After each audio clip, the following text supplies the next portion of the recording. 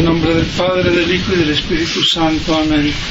Amados hermanos en nuestro Señor Jesucristo, nos encontramos en el domingo sexto después de Pentecostés y vemos en el Evangelio de hoy el relato de uno de los dos milagros de la multiplicación de los panes. El padre Castellani, gran exégeta, dice que cuando nuestro Señor repite una acción, un milagro, no tiene el mismo significado. Y justamente eso es lo que le aplica a esta doble multiplicación de los panes, fijándose en la proporción inversa que hay. En el relato de ahora vemos cómo con 7 panes comen aproximadamente 4.000 personas y sobran 7 canastos. Con el otro milagro, creo que eran 5 panes, comen unas 7.000 personas y sobran 12 canastos. Y justamente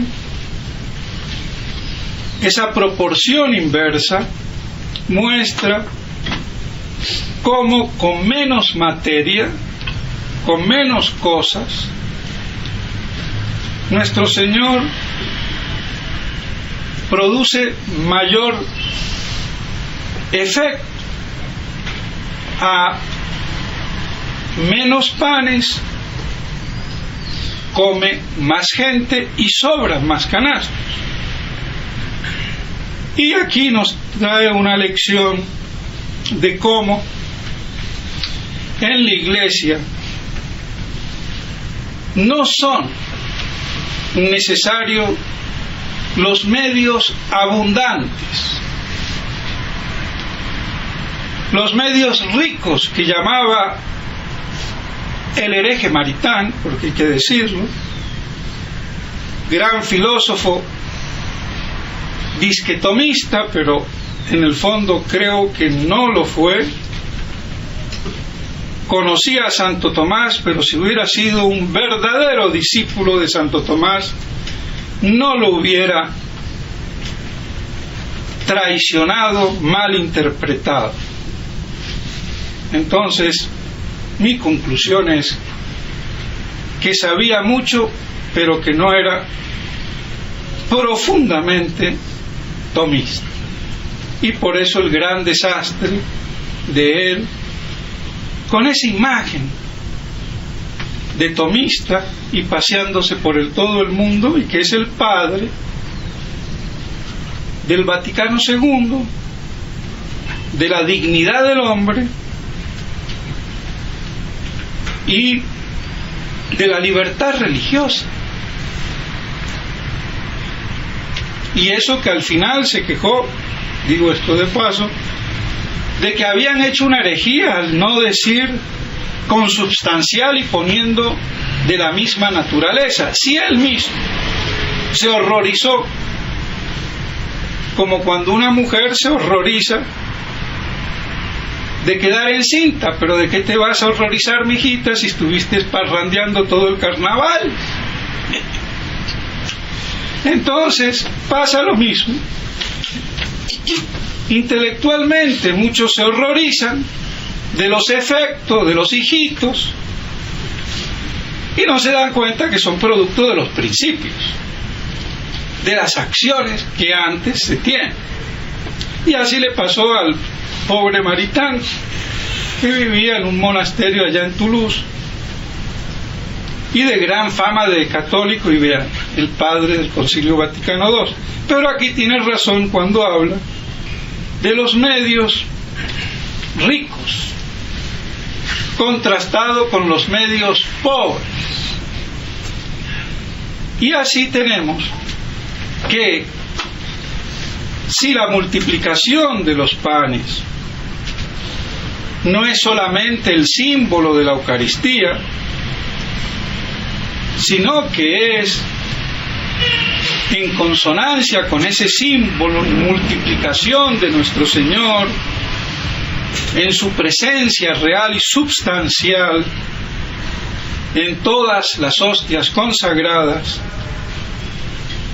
en las misas verdaderas y válidas. Es esa multiplicación. Entonces, queda claro que en esta multiplicación de los panes, el medio de propagación de la Iglesia se efectúa por la palabra de nuestro Señor y por la Santa Misa, que es la Eucaristía. La comunión es participar a ese sacrificio, a esa Santa Misa, a esa Eucaristía. El sacramento de la Eucaristía es justamente el sacrificio de la misa, y la comunión es la participación. Entonces, queda claro que a través de la multiplicación de los panes, nuestro Señor, con su palabra, diciéndole a los apóstoles lo que tenían que hacer, y los apóstoles, apoyados en esa palabra, efectúan como ministros a través de los cuales se multiplican los panes. Y si ese pan es símbolo, representación de la multiplicación eucarística, entonces queda claro que también es el medio de propagación de la Iglesia, la Santa Misa. Los misioneros como Monseñor Lefebvre decían que el efecto de la Santa Misa producía conversiones. El solo hecho de que haya en un sitio la Santa Misa, porque es la presencia de Dios. Los templos, ¿qué son? Las iglesias, las catedrales, albergan el tabernáculo, que ya lo han destrozado, pero por eso, porque todas esas catedrales, iglesias, el centro, el corazón es la presencia eucarística de nuestro Señor. Y por eso ahora, como no es importante, lo arrinconan en cualquier parte.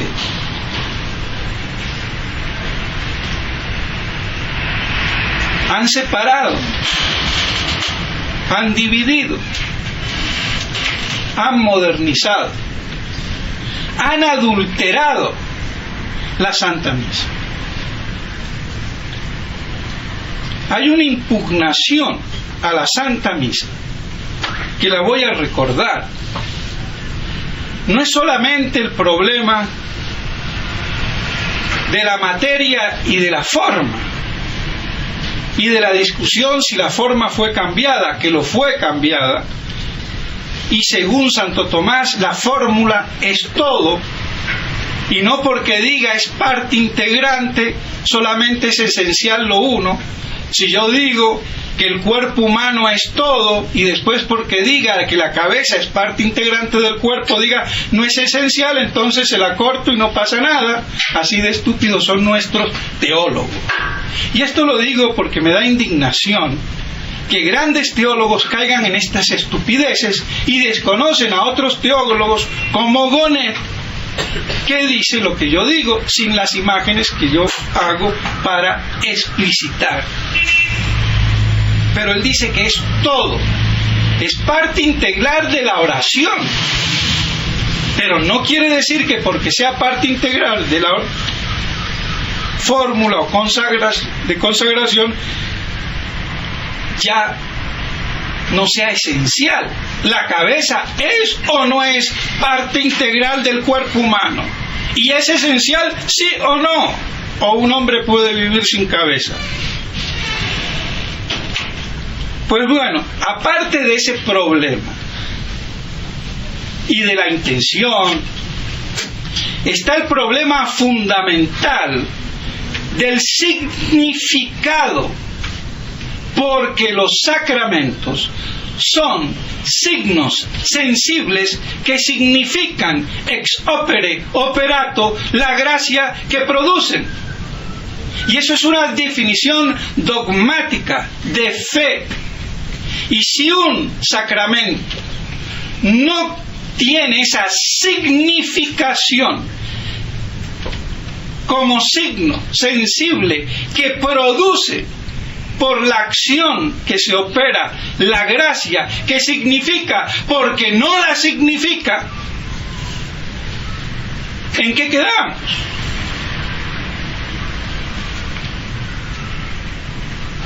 Y como la significación es equívoca, como lo ha dicho todo el mundo que más o menos se ha puesto a la misa, entonces no puede haber un sacramento que signifique de modo equívoco la gracia que debe de producir ex operato. Tiene que ser determinada.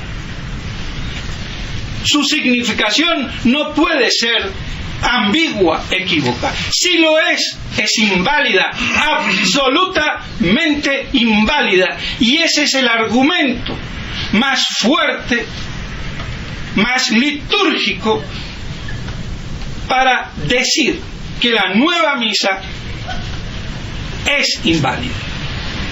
Y si a eso le sumamos lo de la fórmula, si son, ¿qué queda? Pero nada más con la significación. Los ritos no pueden ser ambiguos.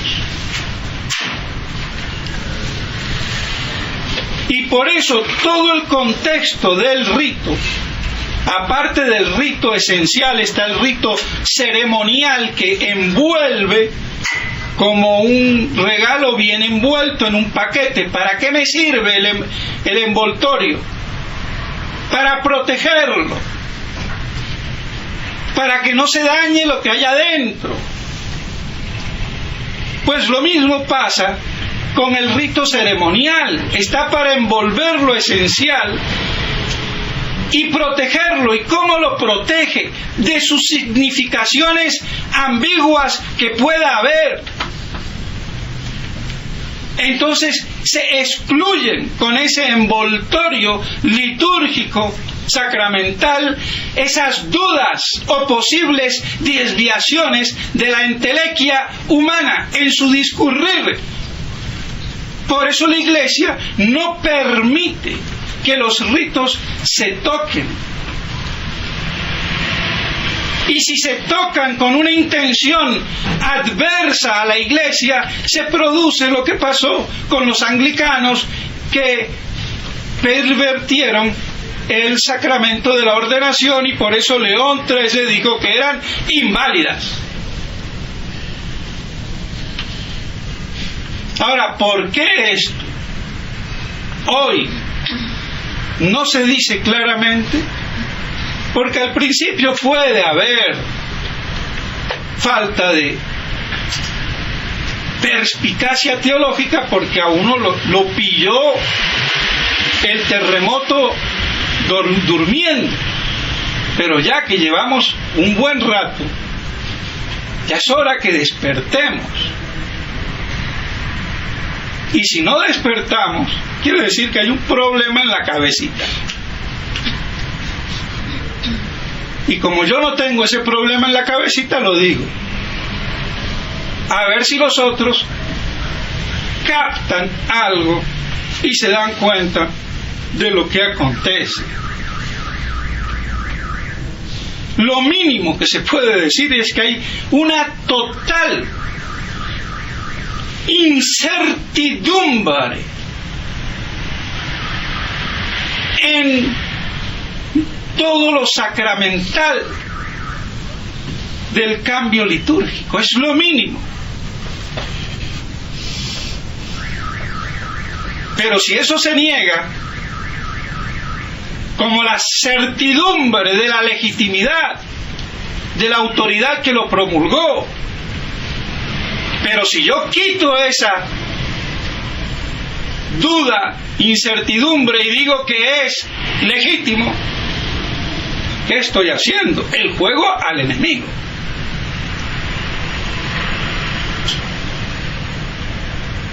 Por eso están fallos los 4 obispos que ahora acaban de festejar sus 25 años y por lo visto mucha teología no han desarrollado. Porque yo, siendo un curita, les tengo que decir esto, que son ellos los que debieran de decirlo. El mismo Monseñor Williamson, que está festejando en Estados Unidos sus 25 años con los padres de la resistencia, pero él no se atreve a decir que hay por lo menos una duda de la legitimidad de la autoridad y de la confección de los sacramentos. Por eso aceptaron el motu propio, por eso aceptaron que les quiten las excomuniones. Ellos no tienen claro ese concepto. Falta de teología. Por eso no saben cómo defenderse. Y hablando estupideces durante 2 años.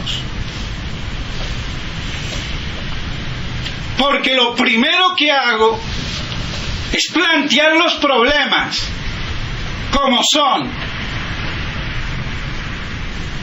y no estar ahí con subterfugios y tonterías, entre comiditas y tonterías, y yo dejándome deslumbrar por los botones rojos y el mármol del Vaticano. Así de claro. Ni sentirme halagado porque el monseñor o el cardenal tal me abre las puertas de su despacho, cuando es un perfecto hereje usurpador. Así de claro. Pues bien, así entonces tenemos, mis estimados hermanos, que toda esta catombe litúrgica y falsificación de la misa y adulteración de la Santa Misa está impidiendo uno de los medios de propagación de la Iglesia, la Santa Misa, y el otro la palabra, la predicación, la doctrina, la moral.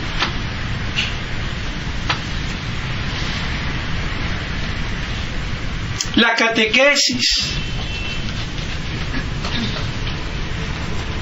Adulterado, la palabra de Dios adulterada. Entonces, ¿qué iglesia va a poder propagarse cuando sus 2 medios, insignificantes aparentemente, como el soplo de la palabra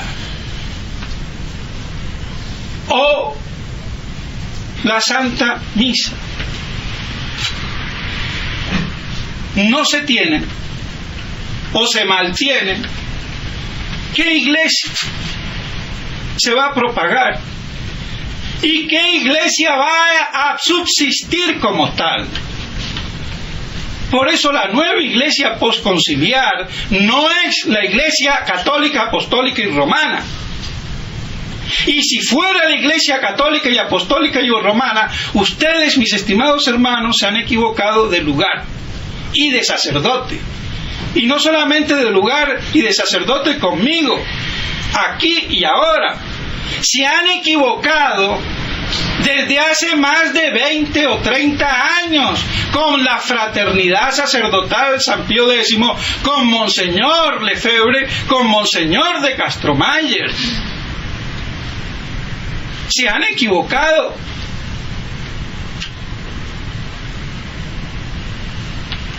No hay término medio. Por eso no queda otra. O la Iglesia es la tradición apostólica, católica y romana de siempre, o es la nueva Iglesia posconciliar. Pueden estar mezcladas al principio, no verse claro, pero ya después de tantos años, yo creo que las cosas se clarifican. Y el que no las tenga claras, pues que pida luz.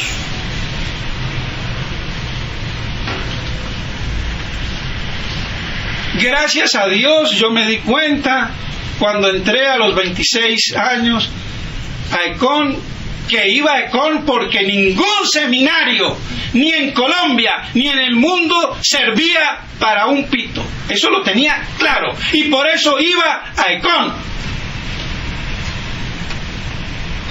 Y no porque fuera mejor, porque no había,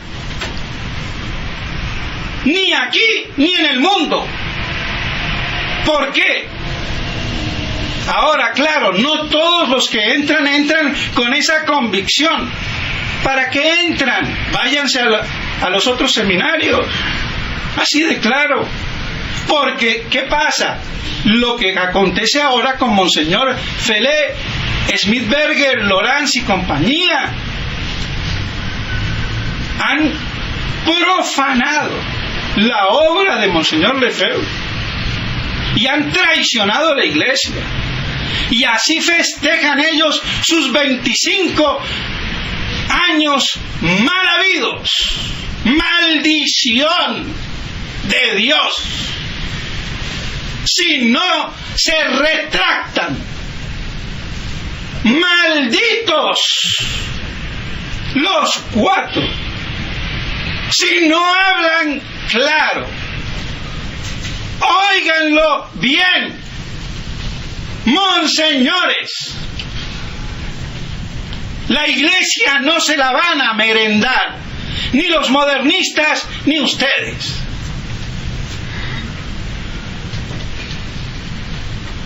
Ser obispo tiene una responsabilidad, y ustedes cuatro no cumplen los requisitos mínimos del episcopado católico, porque el obispo es el vigilante, el custodio, el hieros, el que cuida las cosas sagradas de Dios con celo divino y con la espada o la cimitarra de San Elías para decapitar a los ministros de Satanás, como lo hizo en el Monte Carmelo.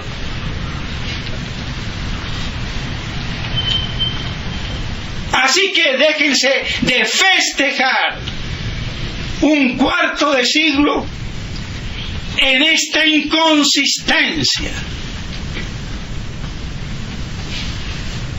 de parte de ellos y de esta apostasía y falsificación de la nueva iglesia posconciliar, la iglesia o contraiglesia de la sinagoga de Satanás, la contraiglesia del anticristo religioso, que por cierto la vez pasada me equivoqué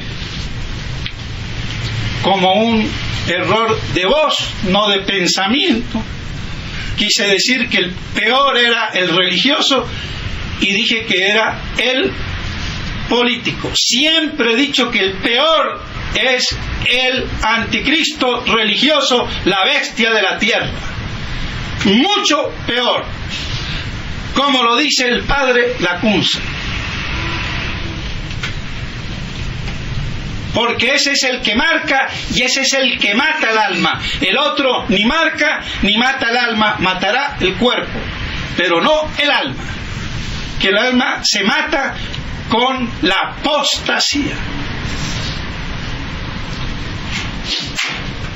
Pues bien, así tenemos, mis estimados hermanos, estos dos medios humildes, pobres, insignificantes, para propagar la Iglesia. La palabra de Dios y la Santa Misa, y con la Santa Misa todos los otros sacramentos. Y vemos cómo la epístola nos habla del sacramento del bautismo, y cómo así, entendido el Evangelio, está en consonancia una vez más la epístola y el Evangelio. El bautismo que nos asimila a la muerte de Cristo para que resucitemos con Cristo, y eso es lo que nos cuesta. Toda la espiritualidad católica está contenida allí. Si realmente yo muero con Cristo al pecado, al mal, al demonio, príncipe de este mundo, y resucito con Cristo en la fe, en la Iglesia. Esa es la santidad, esa es la espiritualidad.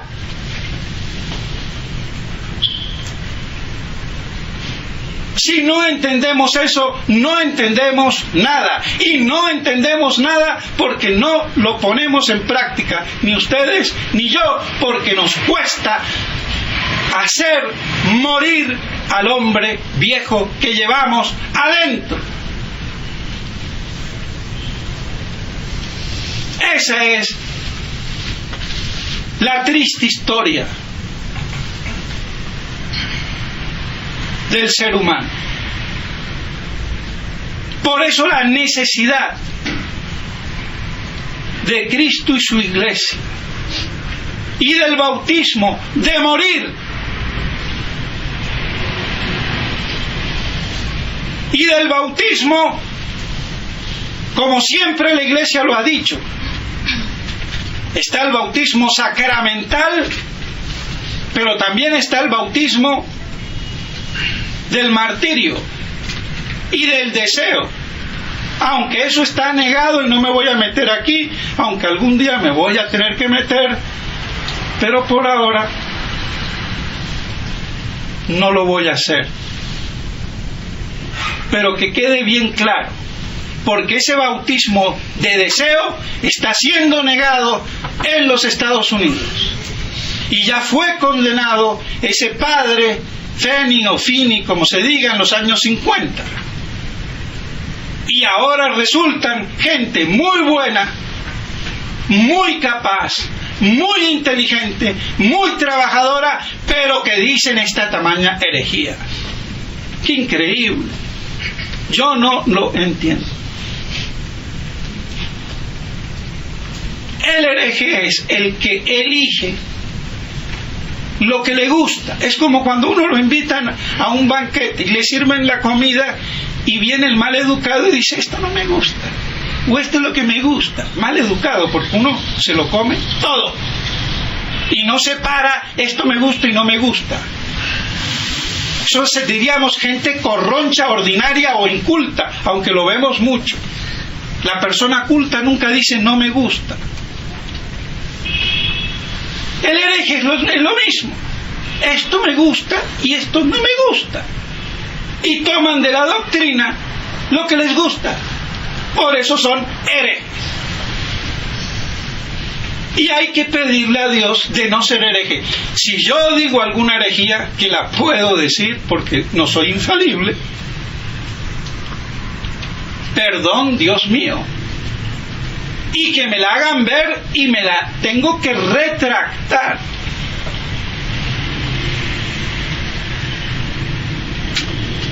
Así de claro. Esa es la diferencia entre el que es católico y el hereje. El católico, sabiendo que es falible, sabiendo que se puede equivocar, no querría jamás decir una herejía, ni tener una herejía. Pero si la llegase a tener, sería el primero en llorar, arrepentirse y hacer penitencia. El primero. En cambio el otro no. Siguen sus tres.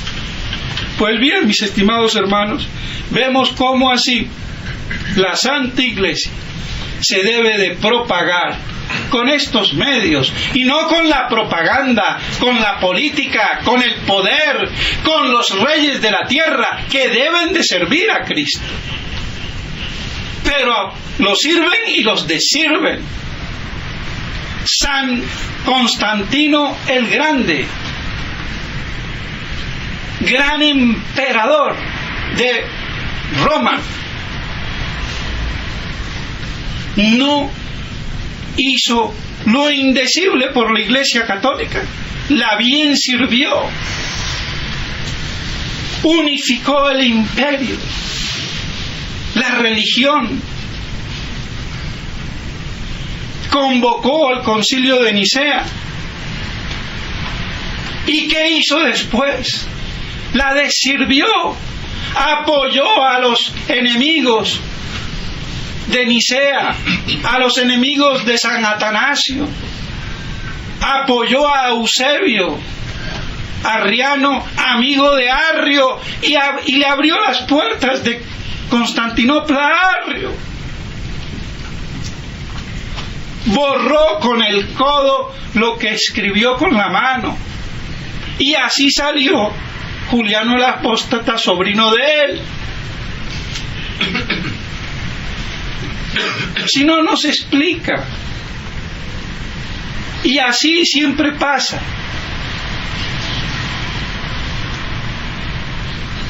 Aunque el poder de este mundo político debe de servir a la Iglesia, ese no es el medio.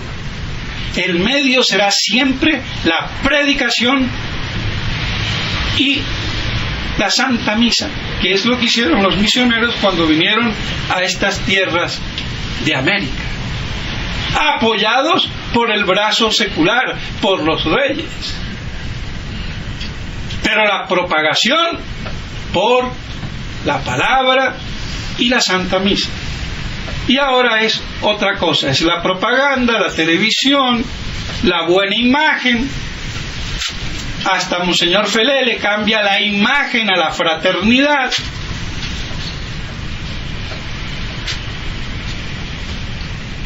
Ahí tenemos.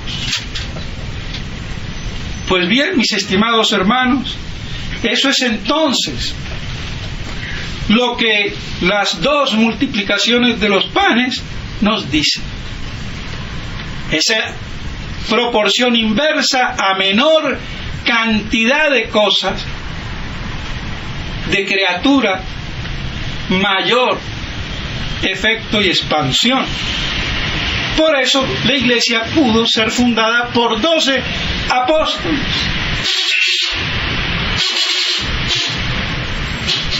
Y así propagarse por todo el mundo, manteniendo esta doble vía real de expansión de la Iglesia, que hoy está completamente eso, no solamente eclipsado, sino pisoteado y mandado a recoger. Ya no existe.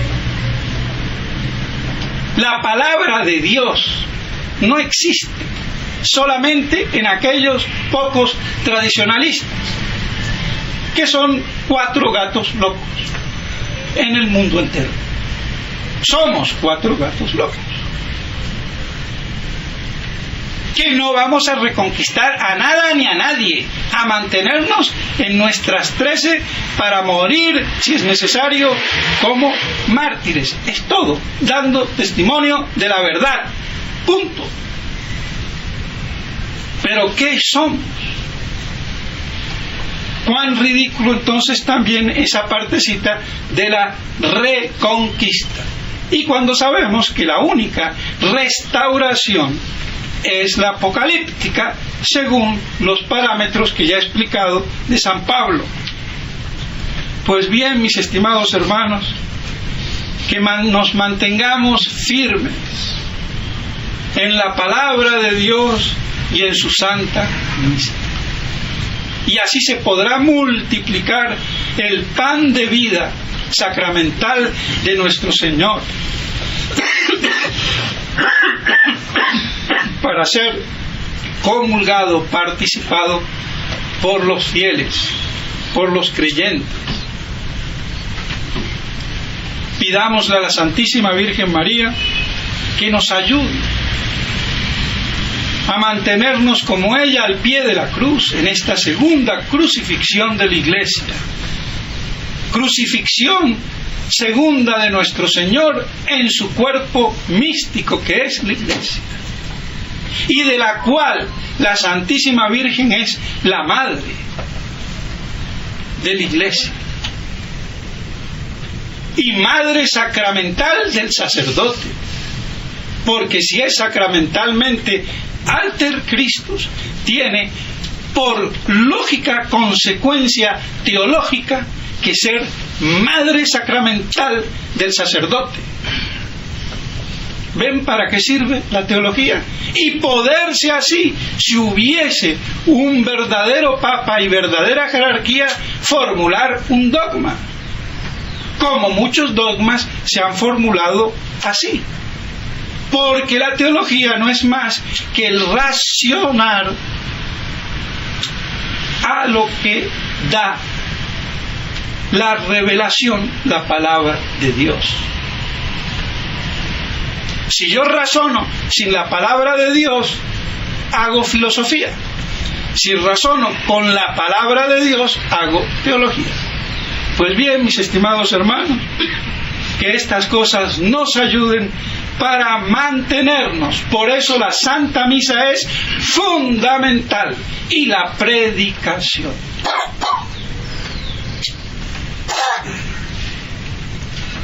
Pues bien, que esto nos ayude y nos consolide para mantenernos firmes en la fe por la gracia de Dios. En nombre del Padre, del Hijo y del Espíritu Santo.